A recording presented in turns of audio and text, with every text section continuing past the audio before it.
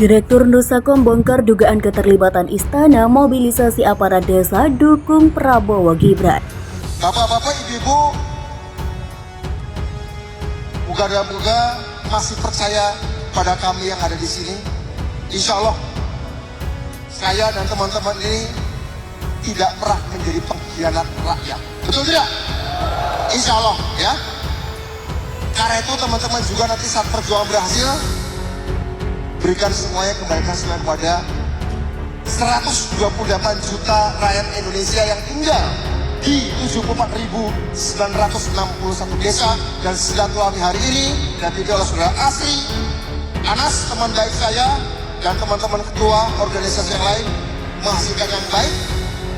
Apa yang baik, bentuknya seperti apa, kita sama-sama orang lapangan, kita selesaikan di lapangan. Kita carikan solusi bersama-sama dan ya kita harap kalau di visi misi kami sudah ada Pak, misalnya membangun dari bawah dan dari desa, itu salah satunya. Tapi nanti akan kami detailkan lagi yang jelas masukan-masukan dan aspirasi dari para ketua, para pimpinan sudah kami tampung. Ada tuduhan nih bahwa para kepala desa dimobilisasi untuk dukung Prabowo Gibran. Ini gara-gara organisasi bernama Desa Bersatu 19 November yang lalu bikin acara Silaturahmi Nasional Desa 2023. Desa Bersatu itu menghimpun sejumlah organisasi perangkat desa. Nah, acara yang menghadirkan ribuan kepala desa itu mengundang protes karena Gibran didaulat berbicara. Gara-gara kemunculan Gibran, acara itu dianggap sebagai menunjukkan dukungan Desa Bersatu kepada pasangan Capres Prabowo dan Gibran. Satu kata yang saya munculkan pada saat melihat itu, ini nekat, saya pikir.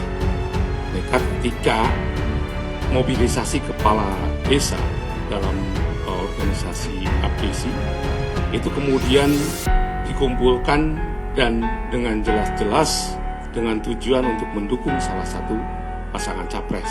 Kalau kita organisasi penggerak desa kan juga ada batasannya. Misalnya ada regulasi Undang-Undang Nomor 6, ada Undang-Undang Nomor 7.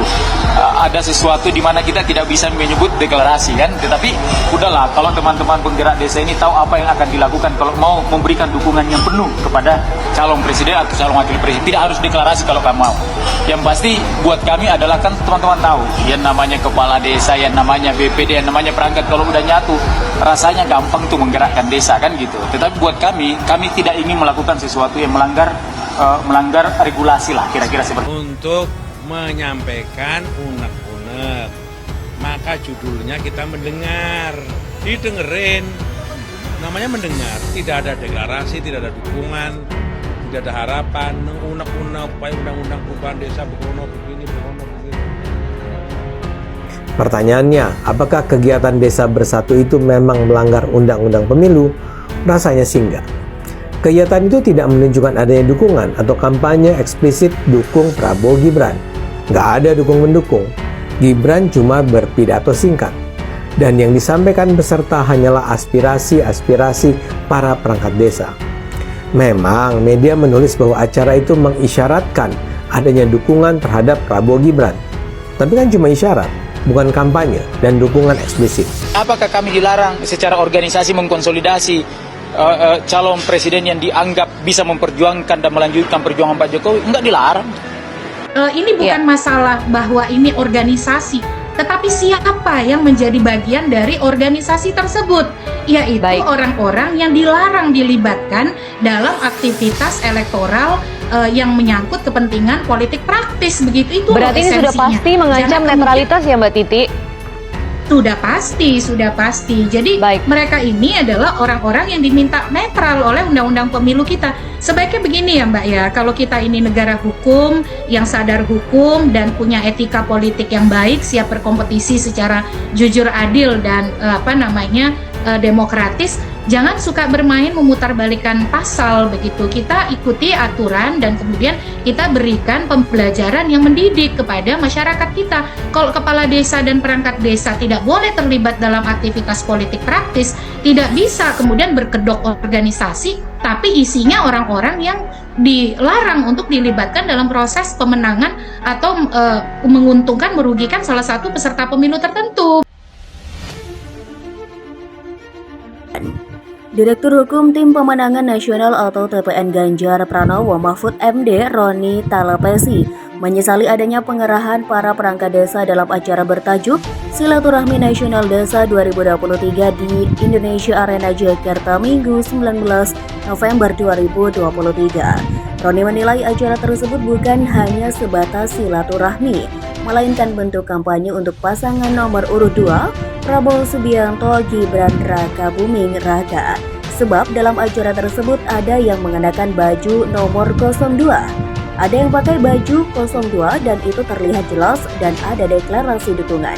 Kata Roni dalam jumpa pers di Media Center TPN Jalan Cemara Menteng, Jakarta, Senin 20 November 2023. Roni menegaskan dukungan perangkat desa itu jelas-jelas melanggar Undang-Undang Pemilu khususnya pasal 280 dan pasal 282.